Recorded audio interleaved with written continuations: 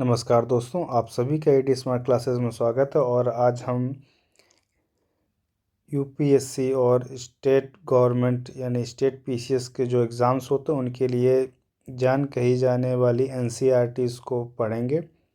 और साथ ही आप सभी के लिए एक सूचना और है कि एनसीईआरटी हम एक एक चैप्टर को कंप्लीट करेंगे, उसका एक एक शब्द।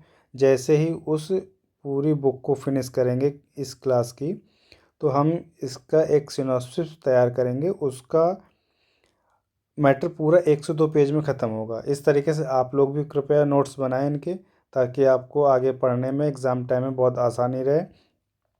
आज हम लोग पढ़ने जा रहे कक्षा 6 की सामाजिक विज्ञान हमारे अतीत पार्ट 1 का अध्याय नंबर 2। और इसका एक एक शब्द एनसीईआरटी का बहुत ही इम्पोर्टेंट है, तो कृपया बहुत अच्छे तरीके पढ़ें। ये आपको एक क्यूआर दिया जा रहा है। इस क्यूआर के माध्यम से हम लोग इस बुक का पीडीएफ डाउनलोड कर सकते हैं, तो कृपया इसको स्कैन करें और इसका पीडीएफ डाउनलोड करें। चलिए शुरू करते हैं अब आगे अपने चैप्टर अध्याय की ओर।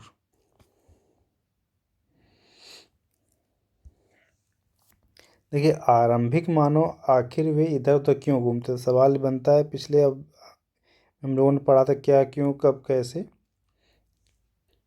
उसके बाद सवाल आता है कि उस समय लोग या आज के समय एक जगह से दूसरी जगह क्यों जाते हैं। रोज़गार के लिए, खाने पीने के लिए, रिसोर्सेज सुविधाओं के लिए, यही सब कारण हो सकते हैं। वर्तमान समय में शिक्षा के लिए लोग एक जगह से दूसरी जगह जाते हैं। इसी प्रकार पहले भी ऐसा हुआ करते थे। तो हम उन लोगों के बारे में जानते हैं जो इस महाद्वीप में 20 लाख साल पहले रहा करते थे। आज हम उन्हें आखेट खाद्य संग्राहक के नाम से जानते हैं, जो भोजन का इंतजाम करने के आधार पर उन्हें इस नाम से पुकारा जाता है। अब सवाल ये बन सकता है कि आखेट खाद्य संग्राहक किसे कहते हैं। तो जो भोजन के इंतजाम की इस विधि का प्रयोग करते थे उन्हें हम आखेट खाद्य संग्राहक कहते हैं। कौन से लोग थे वो, जो खाने के लिए एक जगह से दूसरी जगह पर जाया करते थे, एक फिक्स रिसोर्स पर डिपेंडेंट नहीं थे। आम तौर पर खाने के लिए वे जंगली जानवरों का शिकार करते थे, मछलियाँ और चिड़ियाँ पकड़ते थे।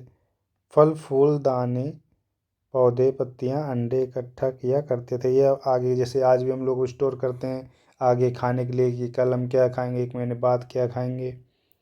तो अनाज है, फल फ्रूट्स एक आध दिन के लिए। तो इसी प्रकार पहले के समय में भी लोग किया करते थे।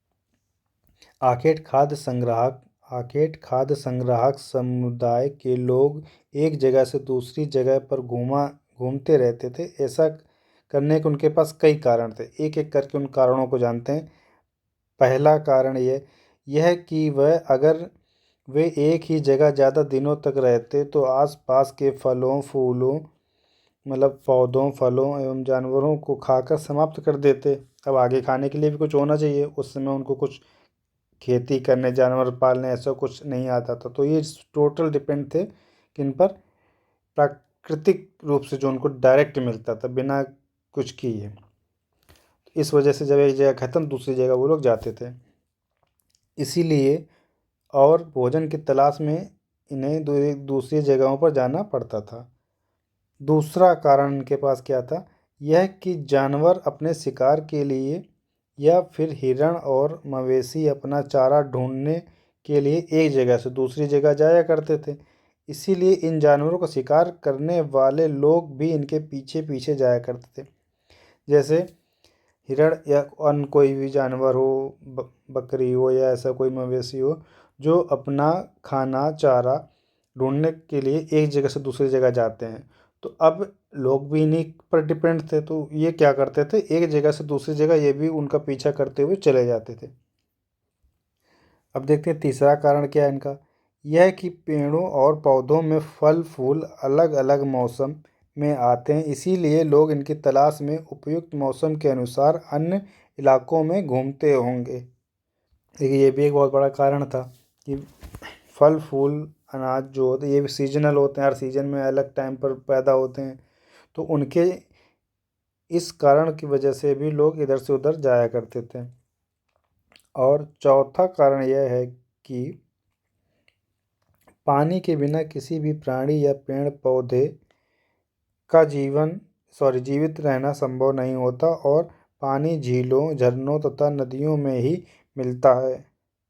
यद्यपि कई नदियाँ और झीलों का पानी कभी नहीं सूखता, कुछ झीलों और नदियों में पानी बारिश के बाद ही मिल पाता, इसीलिए ऐसी झीलों और नदियों के किनारे बसे लोगों को सूखे मौसम में भी पानी की तलाश में इधर उधर जाना पड़ता होगा। देखिए इतिहास की बात कर रहे हैं तो दावा कुछ नहीं, सब एक कल्पना के साथ कहा जाता, और कुछ चीज़ों में साक्ष्यों को जुटाकर उनके बारे में हम जो जानकारी है एकत्रित करते हैं।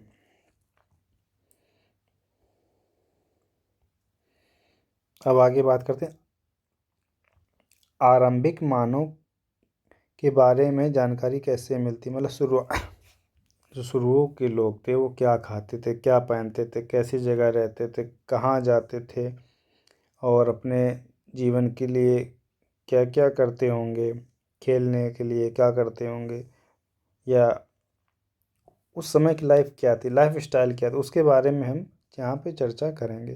देखिए एनसीईआरटी का एक एक शब्द जैसा कि मैंने बोला बहुत ही इम्पोर्टेंट होता है। यूपीएससी कहीं से भी कोई शब्द उठा के एक सिंगल शब्द से आपका प्रश्न बना सकता है, तो पहले इसको हम क्रम वाइज उसी तरीके पढ़ेंगे, फिर घबराने की ज़रूरत नहीं, जब हम इस पर एक्सपर्ट हो जाएंगे, चीज़ें हमारे कमांड में होंगी, फिर हम उनको एक शॉर्ट वे में एक या दो पन्ने में उनका सिनॉप्सिस बना के पढ़ लेंगे। चलिए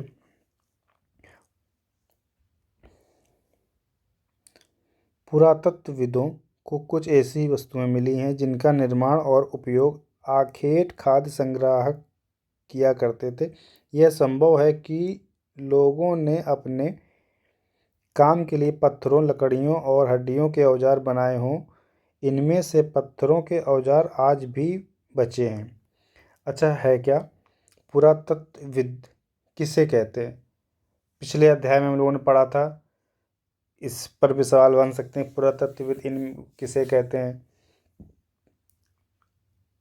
पिछले अध्याय में पढ़ा था, उसको आप एक बार वीडियो जाकर देखें, ना समझ में आए तो प्लीज़ कमेंट करें, हम आपको फिर से बताएंगे। इनमें से कुछ औजारों का उपयोग फल फूल काटने, हड्डियों और मांस काटने तथा पेड़ों की छाल और जानवरों की खाल उतारने के लिए किया जाता था। कुछ के साथ हड्डियों या लकड़ियों के मुट्ठे लगाकर भाले और बाण जैसे हथियार बनाए जाते थे, और कुछ औजारों से लकड़ियाँ काटी जाती थीं। लकड़ियों का उपयोग ईंधन के साथ साथ झोपड़ियों और औजार बनाने के लिए भी किया जाता था। आप कल्पना कर सकते हैं आज के समय में और पहले के इस समय में काफ़ी सिमिलरिटीज़, काफ़ी समानताएं हैं। जैसे आज भी हम औजारों से क्या करते, चाकू से फल काटना, सब्जी काटना, और कृषि के लिए आज के समय में अलग अलग औजार हो गए हैं।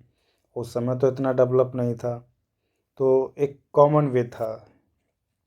चलिए, पत्थर के औजारों का उपयोग बाएं इंसान के खाने योग्य जड़ों को खोदने के लिए किया जाता था, और दाएं जो चित्र बना उसमें जानवरों की खाल से बने वस्त्रों को सीलने के लिए किया जाता था। देखिए इस वाले चित्र में ये एक पेड़ है, उसको खोदकर उसकी जड़ों को खाने पीने के लिए किया जाता है। और उसके बाद इस वाले में देखिए खाल है जानवर की, उसको सिलकर पहने लोग वस्त्र बनाने के लिए किया जा रहा है।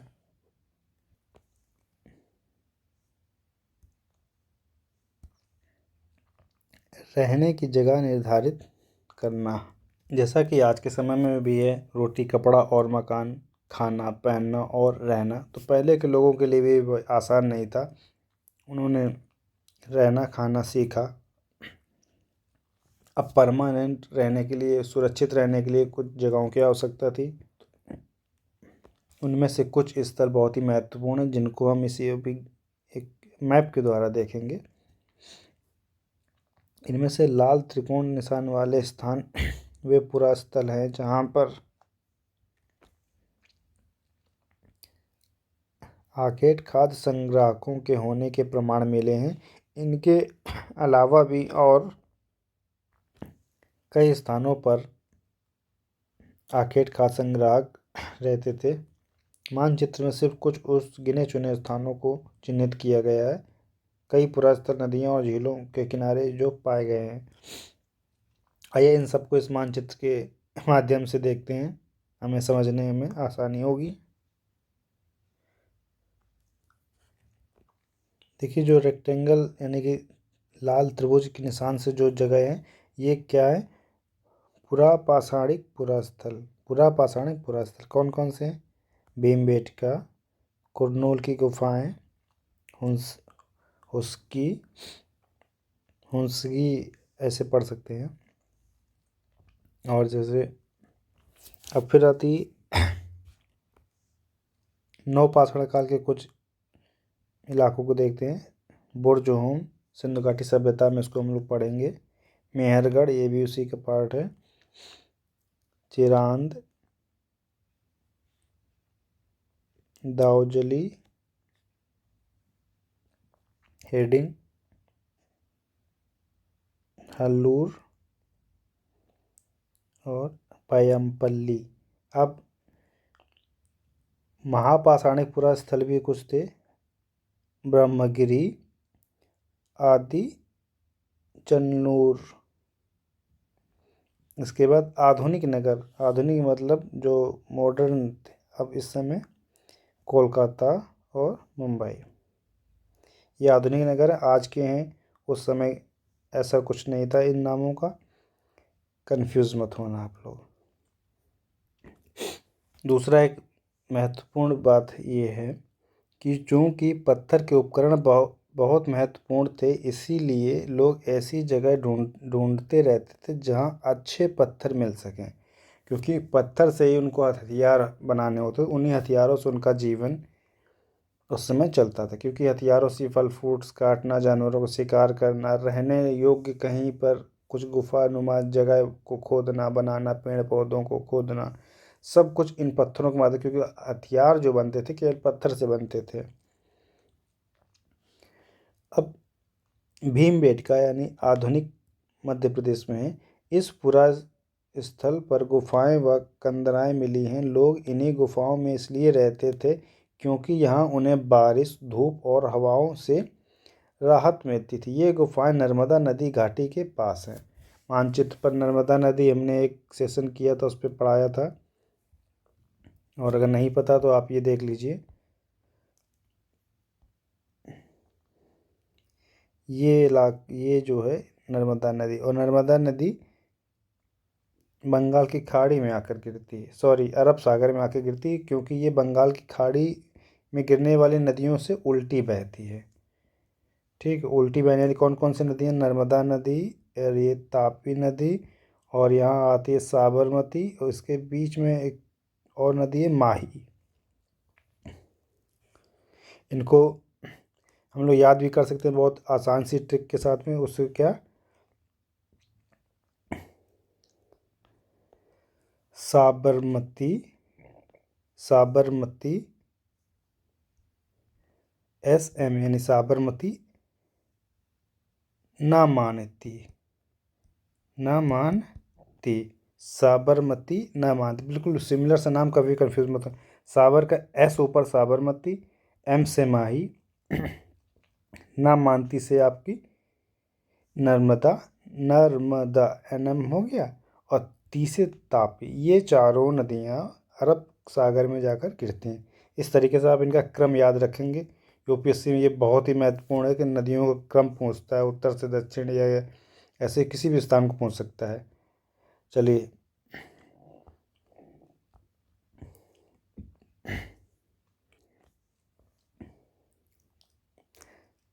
शैल चित्रकला, इसमें हमें क्या पता चलता है, ये एक सिंपल सा जो आप देख सकते हैं, एक शैल चित्र, इन चित्र के बारे में बताओ। देखिए एक चित्र है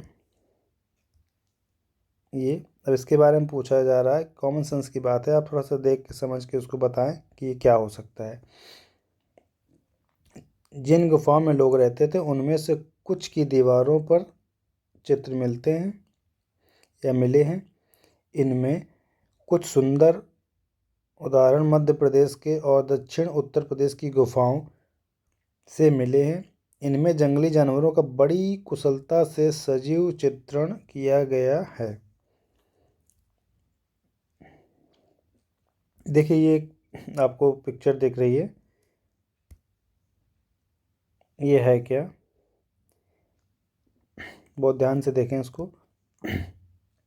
इसके जो ये इलाके हैं कुछ गड्ढे नुमा दिख रहे होंगे आपको, इस जो ये जगह इन तरह हैं कि जो जगहों को लोग यूज़ करते थे रुकने के लिए, मौसमी जो भी क्रियाएं हैं उनसे बचने, से धूप है, पानी है, सर्दी है, गर्मी, इनसे बचने के लिए लोग उस समय ऐसी जगहों का उपयोग किया करते थे।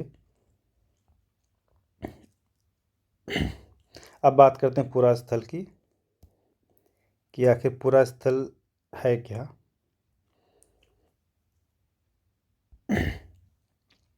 पुरा स्थल उस स्थान को कहते हैं, पुरा स्थल उस स्थान को कहते हैं जहाँ औजार, बर्तन और इमारतों जैसी वस्तुओं के अवशेष मिलते हैं।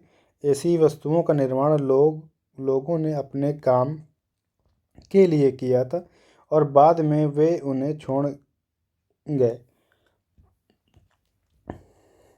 ये जमीन के ऊपर, अंदर, कभी कभी समुद्र और नदी के तल पर भी पाए जाते हैं। इन पुरास्थलों के बारे में आपको अगले अध्यायों में बताया जाएगा। इसका जो अगला अध्याय है इसमें पुरास्थलों के बारे में बताया जाएगा। बस अभी हम लोग इतना जानते हैं कि आखिर पुरास्थल कहते किसे हैं।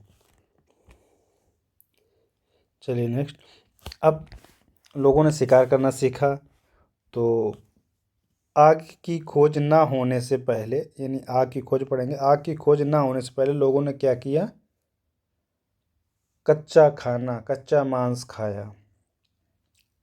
पकाने को कोई आग उन्हें पता ही नहीं थी। मानचित्र में कुरनूल की गुफा ढूंढो। कुरनूल गुफा ऊपर हम लोग मानचित्र में देख चुके, कुरनूल की गुफा है, कुरनूल की गुफा है। यहाँ राख के अवशेष मिले हैं। इसका मतलब यह है कि आरंभिक लोग आग जलाना सीख गए थे। आग का इस्तेमाल कई कार्यों के लिए किया गया होगा, जैसे कि सूर्य से जो प्रकाश मिलता उसी के तरीके की रोशनी के लिए, मांस भूनने के लिए और ख़तरनाक जानवरों को दूर भगाने के लिए।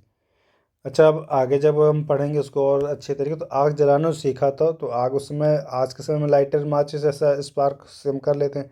उस समय उन लोगों ने जो आग जलाना सीखा वो दो पत्थरों की रगड़ से, दो पत्थरों की रगड़ से, और इन पत्थरों का जो नाम है वो पत्थर थे क्या, चकमक। याद रखना, क्या नाम था पत्थर का,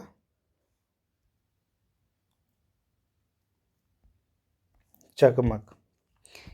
जिस पत्थर से इन लोगों ने आग लगाई उस पत्थर का नाम है चकमक। कई बार सवालों में पूछा जाता है, इस पत्थर का नाम बताइए जिससे आग लगाई थी इन लोगों ने। उस समय के लोग आग के लिए देखिए क्या क्या उपयोग करते थे, खाना बनाने, यानी कि अपना मांस पकाने को, रोशनी के लिए, और जंगली जानवरों को आग से डराकर दूर भगाने के लिए, ताकि वे लोग सुरक्षित रहे। तो उसी प्रकार आप आज से कंपैरिजन करें। देखिए यूपीएससी बहुत ही अप्लाइड क्वेश्चन पूछती है, उसको थ्योरेटिकल बिल्कुल नहीं चाहिए। चीज़ों को सीधे ऐसे पूछे कि वर्तमान समय में और अब के समय में इन दोनों में क्या सिमिलरिटी, क्या क्या चीज़ें अभी भी वैसे ही पाई जा रही हैं, किन को हमने छोड़ दिया। अप्लाइड क्वेश्चन, जो क्योंकि एक अधिकारी का जो काम होता है नई नीतियाँ बनाना, उनको अप्लाई करना, उसी प्रकार से वो आपकी मानसिकता चेक करते हैं, आपका नॉलेज चेक नहीं करते कि आप कितना आता है। आपको जो आता है आप उसे कितने बेहतर तरीके से अप्लाई कर सकते हैं, ये डिमांड है यूपीएससी की। तो इस प्रश्न के बारे में सोचें और कम से कम 8 से 10 लाइनें लिखने की कोशिश करें। अब नाम और तिथियाँ, ये बहुत ही महत्वपूर्ण है। हम देखेंगे इतिहास में नाम किस तरीके से रखे गए, समय का, और उनको कब से कब के बीच में डिवाइड किया गया। हम जिस काल के बारे में पढ़ रहे हैं, पुरातत्वविदों ने उनके बड़े बड़े नाम रखे हैं। आरंभिक काल को वे पुरापाषाण काल कहते हैं। आरंभिक काल, जब शुरुआत से जहाँ से हम इतिहास की बात कर रहे हैं, क्या कहते हैं? पुरापाषाण काल। बहुत इन नामों का विशेष ध्यान रखें। ये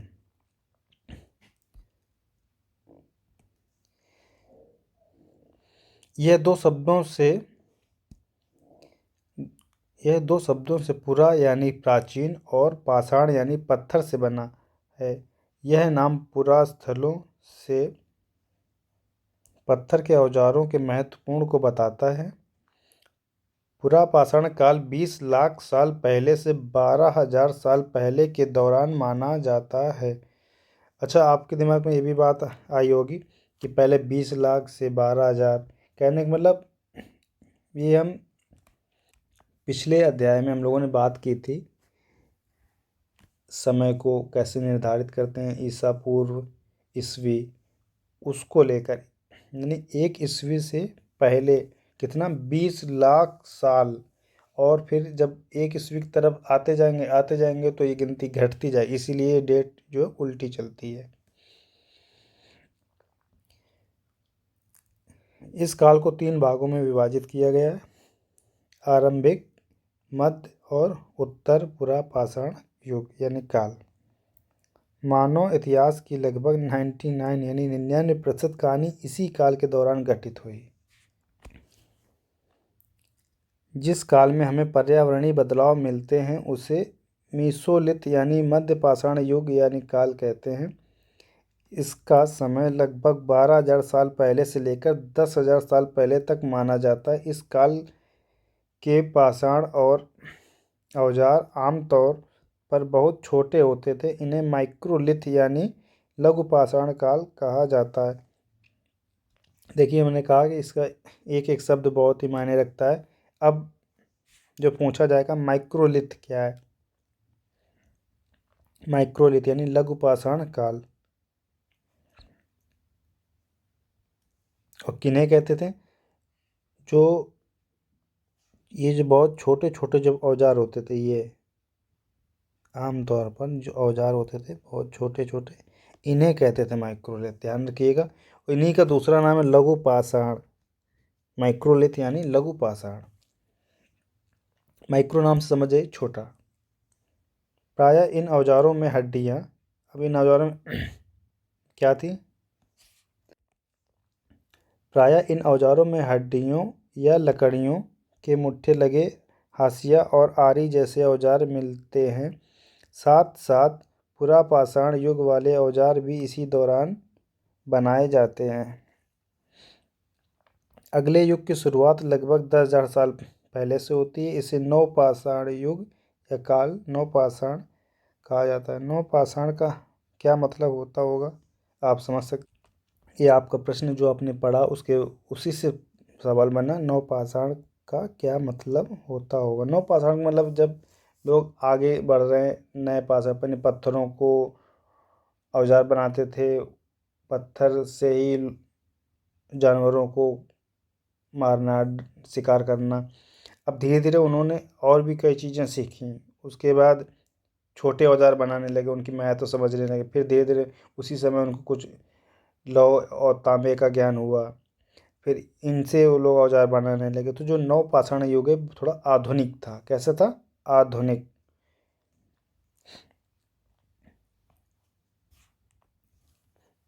अब बात करते हैं बदलती जलवायु। बदलती जलवायु भी बहुत बड़ा एक कारण था उनका एक स्थान से दूसरे स्थान जाना रहना। लगभग 12,000 साल पहले दुनिया की जलवायु में बड़े बदलाव आए और गर्मी बढ़ने लगी। इसके परिणाम स्वरूप कई क्षेत्रों में घास वाले मैदान बनने लगे। इससे हिरण, बारहसिंगा, भेड़, बकरी और गाय जैसे अन्य उन जानवरों की संख्या बढ़ी जो घास खाकर जिंदा रह सकते हैं।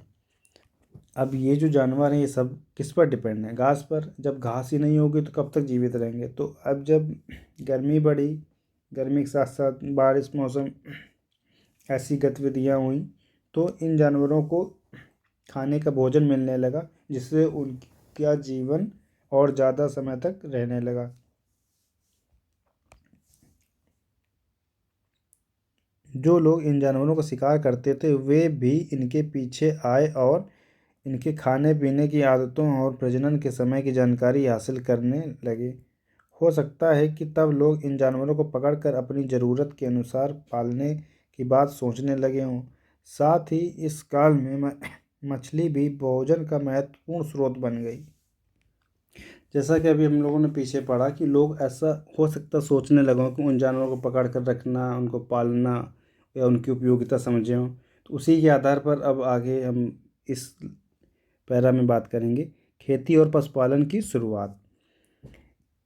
इस दौरान उपमहाद्वीप के भिन्न भिन्न इलाकों में गेहूं, जौ और धान जैसे अनाज की प्राकृतिक रूप से उगने लगे थे। अब देखिए अनाज बिल्कुल अच्छे से याद रखें कौन कौन से गेहूं, जौ, धान जैसे अनाज। तो सीधे पूछा जाए कि सबसे पहला अनाज कौन था, तो कंफ्यूज मत होना। इसीलिए मैंने कहा कि एक एक शब्द एनसीईआरटी का आपकी परीक्षा के लिए बहुत ही महत्वपूर्ण है। तो किसी को ये मत सोचे अरे इतनी बड़ी परीक्षा में इतना छोटा सा चैप्टर या बुक छोटी क्लास की क्यों पढ़ूंगा। एनसीईआरटी से ही प्रश्न आते हैं प्रीलिम्स में सीधे, इवन मेंस में भी उठा के आपसे क्रॉस क्वेश्चन घुमा फिरा के अप्लाइड क्वेश्चन पूछ देंगे। शायद महिलाओं, पुरुषों और बच्चों ने इन अनाजों को भोजन के लिए बटोरना शुरू कर दिया होगा। साथ ही वे यह भी सीखने लगे होंगे कि अनाज कहाँ उगाते थे और कब पककर तैयार होते थे। ऐसा करते करते लोगों ने अनाजों को खुद पैदा करना सीख लिया होगा। इस प्रकार धीरे धीरे वे कृषक बन गए होंगे। कहने का मतलब जब अनाज को बोना, काटना, उनका रख रखाव जानने लगे तो कृषक बन गए होंगे। इसी तरह लोगों ने अपने घरों के आसपास चारा रखकर जानवरों को आकर्षित कर उन्हें पालतू बनाया होगा। सबसे पहले जिन जंगली जानवरों को पालतू बनाया होगा वह क्या था? जानवर। सबसे पहला जानवर पालतू वह कुत्ते का जंगली पूर्वज था। आज के समय में जैसे कुत्ता है उसका एक वाइल्ड एनिमल आप मान लो, जंगली कुत्ता।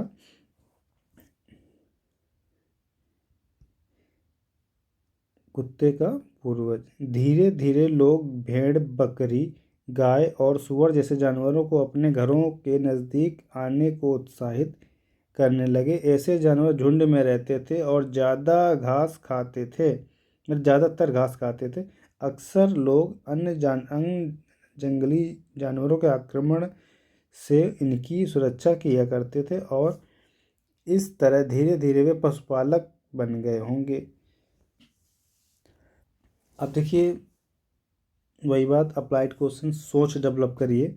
सवाल है क्या मतलब कि तुम बता सकते हो आप अपने हिसाब से सबसे पहले कुत्ते को ही पालतू जानवर क्यों बनाया? आज के समय में देखिए कुत्ता प्रेजेंट टाइम से रिलेट करिए क्या, क्योंकि कुत्ते की जो नस्ल है सेम पहले भी वैसे ही रही होगी उसके। तो कुत्ता क्या करता है, कोई अनजान व्यक्ति आ जाए, अनजान जानवर, तो भौंकना चालू करते, कहीं ना कहीं उनको अपनी सिक्योरिटी लगी हुई उस कुत्ते से, तो उन्होंने कुत्ते को रखना चालू किया। इस तरीके आप सोच डेवलप कीजिए, प्रश्नों को बनाना सीखिए। घरेलूकरण की प्रक्रिया। घरेलूकरण का मतलब घर में यूज़ होने वाली चीज़ें, घरों में रहना, इस तरीके से जो भी बातें, इसको घर से संबंधित होंगी उनकी प्रक्रियाओं के बारे में बात किया गया।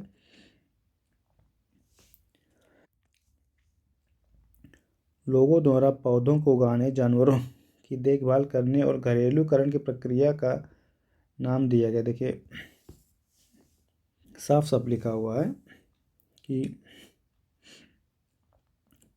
पौधों को उगाने यानी फसल, जानवरों की देखभाल करने को घरेलूकरण की प्रक्रिया का नाम दिया गया। अपनाए गए पौधे तथा जानवर अक्सर जंगली पौधों तथा जानवरों से भिन्न होते थे। इसकी वजह यह है कि इस प्रक्रिया के तहत अपनाए गए पौधे या जानवरों को लोग चयन करते थे। उदाहरण के तौर पर लोग उन्हीं पौधों तथा जानवरों का चयन करते थे जिनके बीमार होने की संभावना कम हो। यही नहीं, लोग उन्हीं पौधों को चुनते थे जिनसे बड़े दाने वाले अनाज पैदा होते हैं। साथ ही जिनकी मजबूत डंठलें अनाज के पके दाने का भार को संभाल सकें, ऐसे पौधों के बीजों को संभाल कर रखा जाता है ताकि फिर से उगाने के लिए उनके गुण सुरक्षित रह सकें। उन्हीं जानवरों को आगे प्रजनन के लिए चुना जाता है और आमतौर पर अहिंसक होते हैं। कौन से जानवर? जो अहिंसक मतलब जो नुकसान न पहुंचाएं। इसीलिए हम देखते हैं कि पाले गए जानवर तथा कृषि के लिए अपनाए गए पौधे जंगली जानवरों तथा पौधे से धीरे धीरे भिन्न होते गए। मिसाल के तौर पर जंगली जानवरों की तुलना में पालतू जानवरों के दांत और सींग छोटे होते हैं।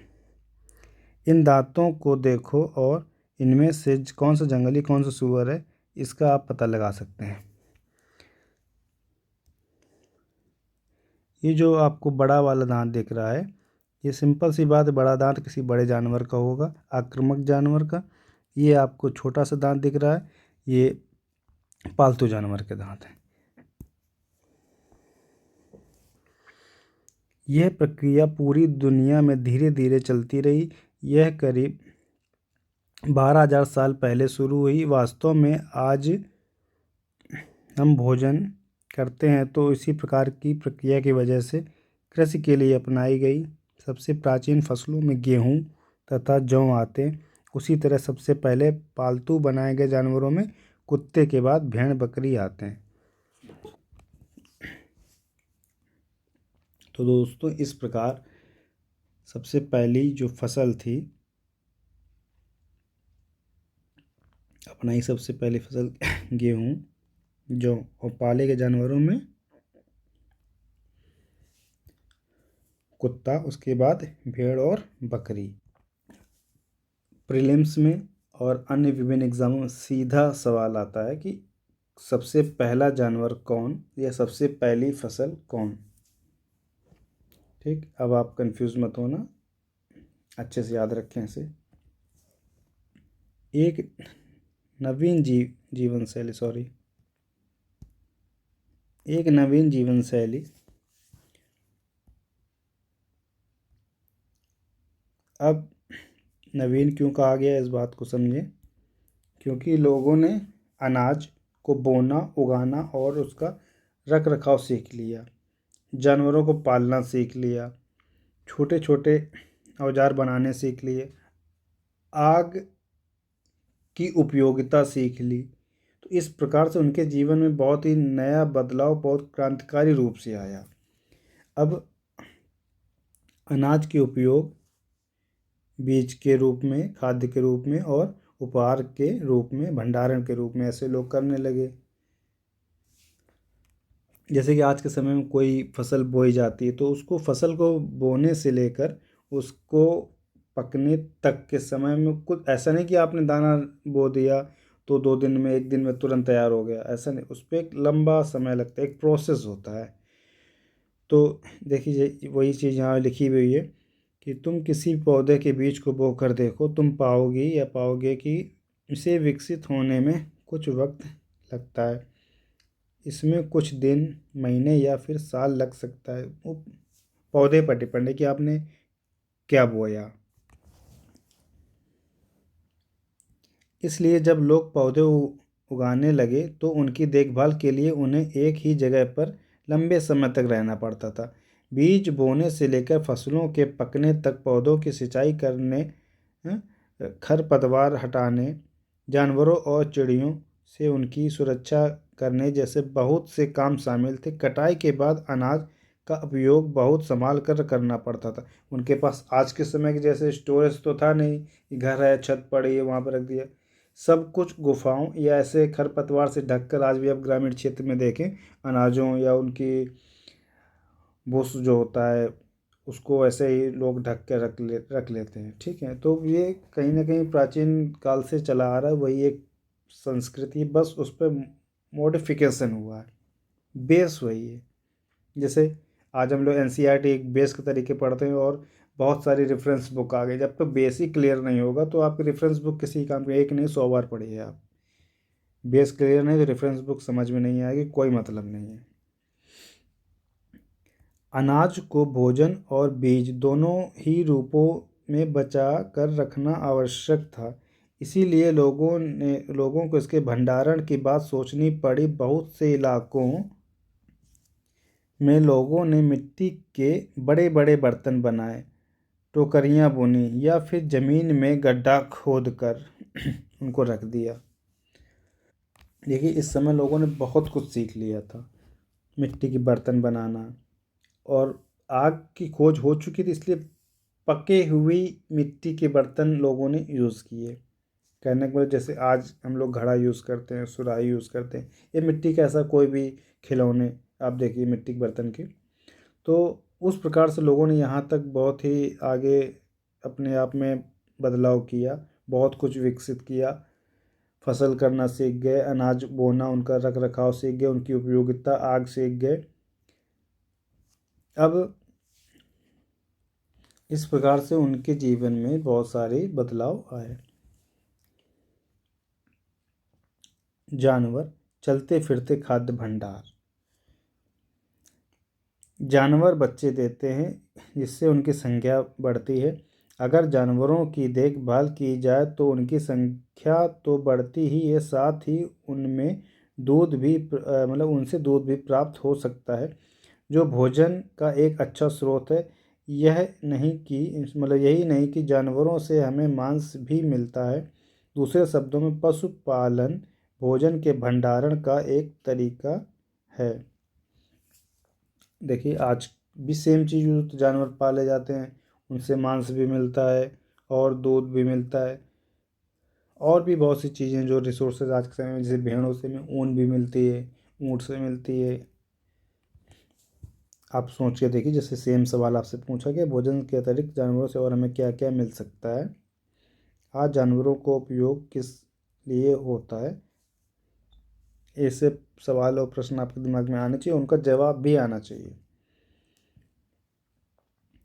आओ आरंभिक कृषकों और पशुपालकों के बारे में पता करें। अब उस समय के लोग कैसे कृषि करते थे और कैसे पशुपालक थे, इनके बारे में चर्चा करेंगे। देखिए, ऊपर हम लोगों ने जो मैप देखा था उसमें नीले रंग से कुछ जगहों का दिखाया गया था, वो क्या थे, नवपाषाण युग। तो इनमें से प्रत्येक बिंदु उस जगह को दर्शाता है जहाँ पुरातत्वविदों को शुरुआती कृषकों और पशुपालकों के होने के साक्ष्य मिले। ये पूरे उपमहाद्वीप में पाए गए हैं। इनमें से सबसे महत्वपूर्ण पश्चिमोत्तर क्षेत्र में, आधुनिक कश्मीर में और पूर्वी तथा दक्षिण भारत में पाए गए। वास्तव में ये निर्दिष्ट स्थान कृषकों और पशुपालकों की बस्तियां थीं या नहीं, इसे जांचने के लिए वैज्ञानिक खुदाई से मिले पौधों और पशुओं की हड्डियों के नमूनों का अध्ययन करते हैं। इनमें से सबसे रोचक जले हुए अनाज के दानों के अवशेष मिले। ऐसा लगता है कि ये गलती से या फिर जानबूझकर जलाए गए होंगे। वैज्ञानिक इन अनाजों के दानों की पहचान कर सकते हैं। इस तरह हमें पता चलता है कि इस उपमहाद्वीप के विभिन्न भागों में बहुत सारी फसलें उगाई जाती रही होंगी। वैज्ञानिक विभिन्न जानवरों की हड्डियों की भी पहचान कर सकते हैं। इस प्रकार हमें उन जानवरों का पता लगता है कि कौन से जानवर पाले जाते थे। अब जब लोगों ने इतना कुछ सीख लिया था तो स्थायी जीवन की ओर बढ़ने लगे। किधर, सॉरी,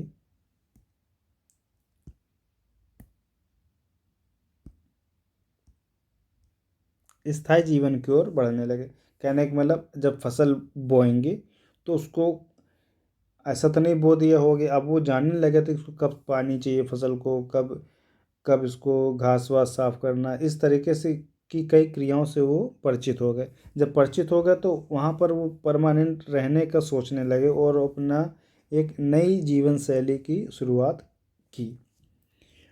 पुरातात्विकविदों को कुछ पुरास्थलों पर झोपड़ियों और घरों के निशान मिले, जैसा कि बुर्ज होम वर्तमान कश्मीर में के लोग गड्ढे के नीचे घर बनाते थे जिन्हें गर्तवास कहा जाता है।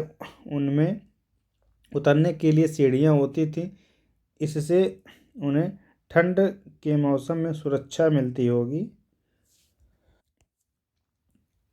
पुरातत्वविदों को झोपड़ियों के अंदर और बाहर दोनों ही स्थानों पर आग जलाने की जगह मिली है। ऐसा लगता है कि लोग मौसम के अनुसार घर के अंदर या बाहर खाना पकाते होंगे, क्योंकि गर्मी के मौसम में घर के अंदर रहना मुश्किल हो जाए तो खाना पकाना तो बड़ी बात है। बहुत सारी जगहों से पत्थर के औजार भी मिले हैं। इनमें से कई ऐसे हैं जो पुरापाषाण युगीन उपकरणों से भिन्न है, इसीलिए इन्हें नवपाषाण युग का माना गया है। इनमें वे औजार भी हैं जिनकी धार और अधिक पौना करने के लिए उन पर पालिश चढ़ाई जाती थी। धीरे धीरे इन लोगों ने बहुत बदलाव किए, बहुत खोज की, जिससे उनके जीवन शैली में काफ़ी बदलाव आया और उनके उपयोग किए जाने वाली वस्तुएं, औजार, पाले जाने वाले जानवर, फसलें, सब में क्रमबद्ध रूप से बदलाव देखा गया।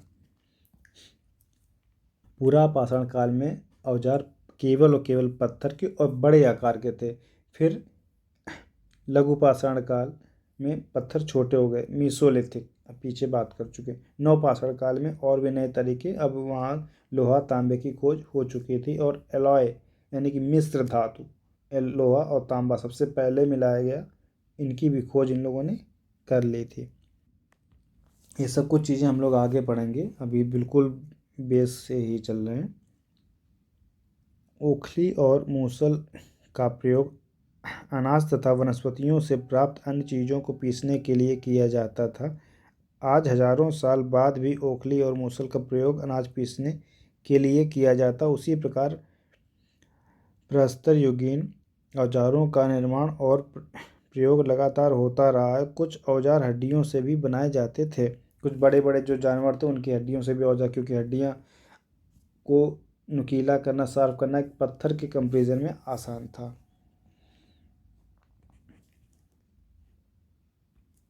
अब ये देखिए नवपाषाण काल के कुछ उपकरण, नवपाषाण काल के कुछ उपकरण देखिए, ये पथरीले और बहुत ही धारदार आपको नुकीले से दिख रहे हैं।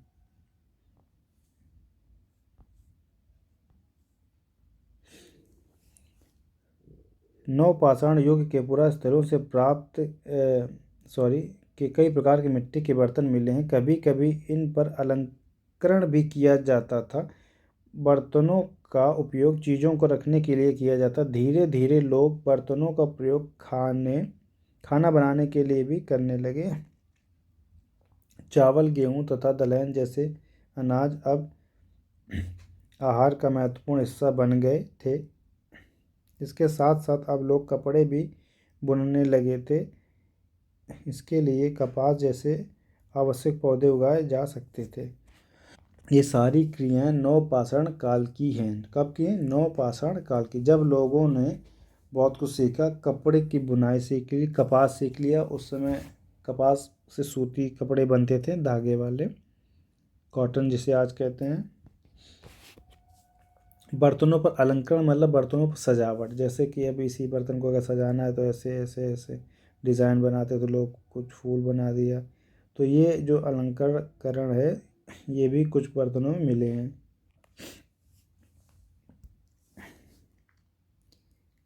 क्या ये परिवर्तन हर जगह एक साथ ही आए होंगे? ऐसी बात नहीं है। एक तरफ जहाँ कई जगहों पर स्त्री पुरुष शिकार और भोजन संग्रहण करने के काम करते थे, वहीं अन्य लोगों ने हजारों साल के दरमियान धीरे धीरे खेती और पशुपालन को अपना लिया। बहुत जगह लोग मौसम के मुताबिक बदल बदल कर अपनी जीविका चलाया करते थे।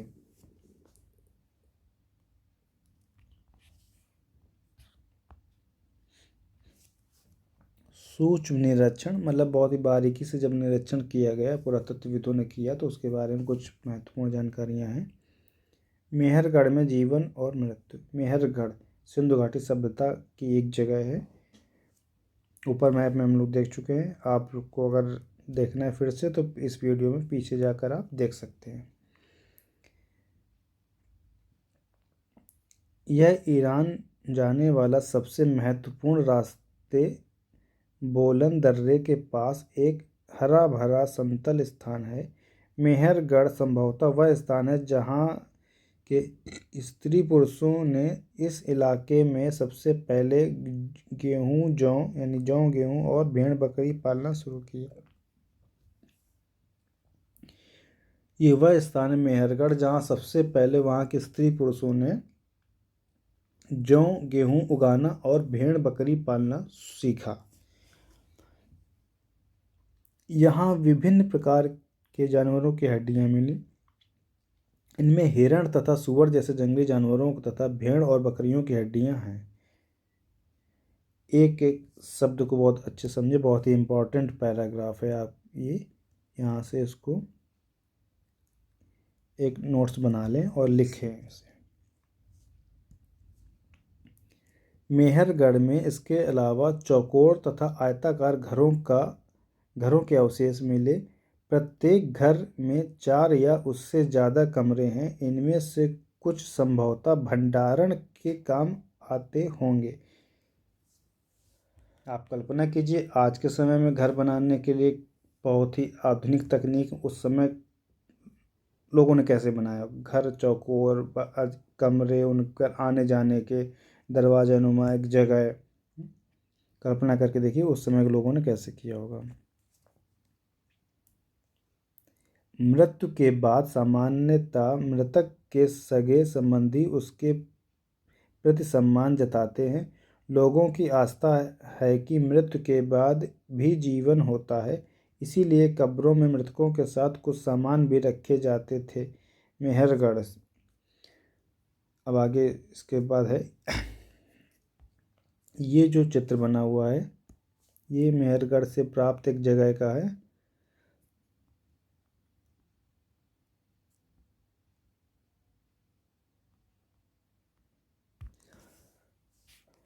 एक तरीके से उसका एक जगह का, मेहरगढ़ से प्राप्त होने जगह का एक स्केच है। इस तरीके से लोगों ने घर बनाए होंगे, क्योंकि अब एकदम सेम दिखा नहीं होगा घर। एक कल्पना है कि कोई नीचे जो अवशेष मिले उससे कल्पना की गई हो, इस तरीके से लोगों ने बनाना सीखा होगा। चलिए बात करते हैं मेहरगढ़ आगे में ऐसी कई कब्रें मिली हैं। एक कब्र में एक मृतक के साथ एक बकरी को भी दफनाया गया था। संभवतः इसे परलोक में मृत्यु के खाने के लिए रखा गया होगा। ये एक देखिए कल्पना है कि यहाँ पर देखिए आपको कुछ कंकाल दिख रहे हैं। इनमें से ये बड़ा वाला कंकाल जो है ये वाला, ये एक आदमी का है और ये बकरी जानवर के हैं। किसके हैं? बकरी और जानवर के। तो उस समय लोगों का मानना था कि मृत्यु के बाद भी जीवन होता, तो जीवन के बाद भी ज़रूरतें तो रहती हैं। अगर जीवन है तो ज़रूरत होगी खाने पीने रहने। तो लोगों ने क्या किया कि जब मृत्यु होती तो उसके साथ उसके कुछ कुछ सामानों को रखने लगे, फिर आगे चल के उनके जानवरों को भी साथ में दफनाने लगे। तो ऐसा लोग उस समय मानते थे। अब हम इस अध्याय के बिल्कुल लास्ट में हैं, आखिरी में। उपयोगी शब्द यहाँ पर कौन कौन से मिले हम लोगों को? आखेट खाद्य संग्रह किन लोगों को, आखेट खाद्य संग्रह किन लोगों को कहा गया? बिल्कुल प्रश्न शुरुआत पहली लाइन थी। पुरा स्थल किसे कहा गया? उद्योग स्थल, आवासीय स्थल, पुरा पाषाण काल, मध्य पाषाण काल, लघु पाषाण काल, कृषक, पशुपालक और नव पाषाण काल और कब्र। हम लोगों ने इन सब शब्दों को पीछे पढ़ा, उनकी परिभाषा देखी। आप सबसे निवेदन है कि इस वीडियो में आप फिर से पीछे जाएं और नहीं समझ में आया तो उसको समझें और हर एक शब्द का मतलब जानें, क्योंकि जब आप मेंस लिख रहे होंगे तो उस समय अगर आपको ये शब्द ही नहीं पता होंगे कि इसका मीनिंग क्या है तो आप आंसर लिखेंगे कैसे। इस वजह से बिल्कुल निचले स्तर से चीज़ों को समझें और आगे अप्लाई करें इसे। और साथ ही साथ इसमें कुछ प्रश्न दिए गए हैं, हालांकि आपको हो सकता है मजाक लग रहा हो कि क्या छोटे छोटे प्रश्न हैं, पर इनको जांचें, पढ़ें और समझने की कोशिश करें। कुछ ऐसे छोटे से प्रश्न हैं। इन तिथियों को एक बार गौर से देख लें। मध्य पाषाण काल 12,000 से 10,000, लगभग 2,000 साल, लगभग 2,000 साल का जो पीरियड था ये क्या था? मध्य पाषाण काल। ठीक। बसने की प्रक्रिया, जब लोग घरों में रहने, ये भी इसी इसी के आसपास का समय है। नवपाषाण काल 10,000 साल से फिर ईस्वी की तरफ जब बढ़ेंगे तो वो साल है, यानी कि ईस्वी से 10,000 साल पहले तक का जो समय है वो आपका नवपाषाण काल युग है। मेहरगढ़ में बस्ती का आरंभ 8,000 साल पहले। अब यहाँ से शुरुआत होती है। अब अगले अध्याय में हम लोग जो पढ़ेंगे वो हड़प्पा सभ्यता से जुड़े कुछ चीज़ों को पढ़ेंगे। चलिए, तब तक आप लोग अच्छे से पढ़ाई करें और साथ ही साथ हमारे चैनल के साथ बने रहें और ज़्यादा से ज़्यादा इस चैनल को please like, subscribe and share also.